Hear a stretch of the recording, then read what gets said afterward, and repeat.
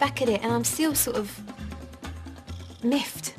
Then all of a sudden some bloke will come along and just screw up everything. I felt it was hugely successful and worthwhile killing Tiffany off.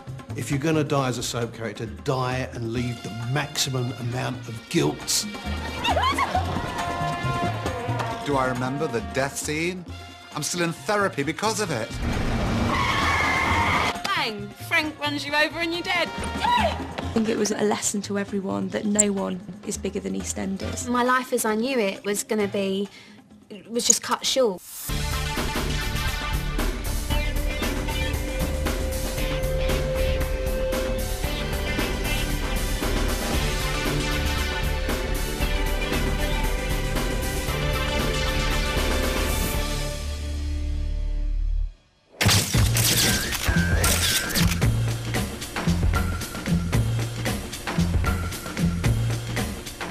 Martine McCutcheon is one of Britain's biggest stars. She's had huge success as an actress, as a pop star, and as a West End musical sensation, sending her right to the top of the celebrity A-list.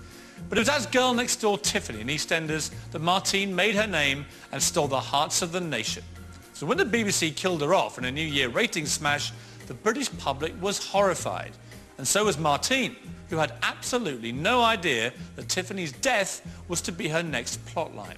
Now, I was fired publicly and unexpectedly, well, to me anyway, as editor of the Daily Mirror, so I know just how shocking it can be to be axed while a whole country looks on.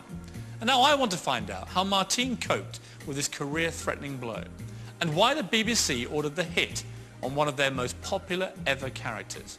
How does a soap kill off a star who simply doesn't want to die? She was so full of life. Martine's cheeky Cockney barmaid Tiffany hit our screens in 1995. You are not allowed in here, so scarper. And it wasn't long before viewers were gripped by her every move. Everyone knew a Tiffany. She was your barmaid at the local pub. There was something in that character that everyone could relate to. I like something with a bit more class, you know. Yeah. Lovely. It's a really good example of when an actress comes in and completely makes the part her own, and then the producers clock it very quickly and think, right, we're going to exploit her, we're going to use it because she's going to take off.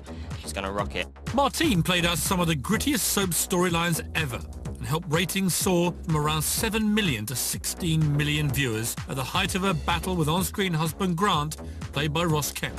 You can't do this. Tiffany! For me, Martine McCutcheon was a soap goddess. She was absolutely perfect. She was brilliant. She had the looks of a young Snow White, the voice of a modern Eliza Doolittle, and a home life worthy of Trisha. Get your hands off me!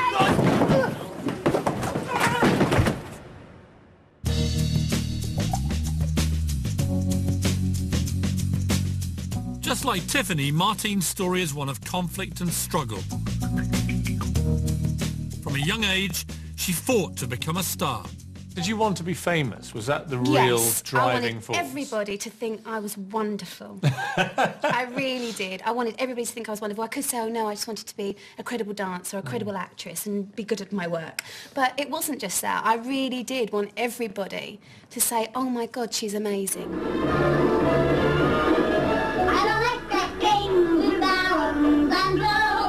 From the minute, she'd open her mouth, she was singing and dancing and, she was always the little performer. We used to wake up on a Sunday morning and we'd be aware that somebody was in the room. And there at the bottom of the bed was Martine, just waiting for her eyes to open. And as soon as we opened our eyes, she'd belt out the Barbara Streisand song, Evergreen. I used to go to school every day in fancy dress. And just because I love dressing up, and I just like the escapism, I think. There was that part of me that loved the reaction when I dressed up and people thought it was cute and it was funny. But away from the make-believe, Martine and her mother suffered a frightening home life at the hands of a volatile father. You're dangled off Yeah, a that's balcony, my first memory of my 30 dad. feet above the ground. Yeah. By your father. I mean, that's Yeah. a horrific thing to have to endure. It is, but it's something that, at the time, I didn't know any different. What did you feel when you were being dangled over a balcony? I mean... I just remember thinking I'm upside down and I'm a bit dizzy.